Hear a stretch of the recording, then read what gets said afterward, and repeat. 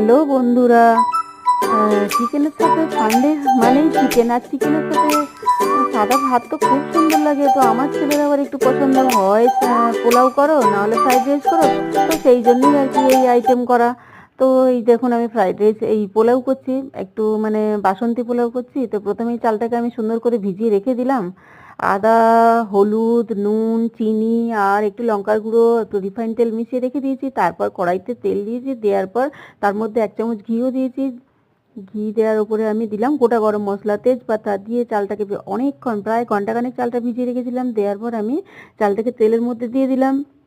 খুব সুন্দর করে ভাজা ভাজা করলাম চালটাকে দিয়ে। তারপর দেখুন আমি প্রায় গরম জল ঢেলে দিলাম, দিয়ে তাতে মিনিট 10 মতো গ্যাস জ্বালিয়েছি। তারপরে দেখুন আমি অফ করে রেখে দিয়েছিলাম। তারপর ঝরঝরে পোলাও হয়েছে, লাস্টে একটু ঘি দিয়ে নামিয়ে নিলাম, চিকেন দিয়ে সার্ভ করলাম।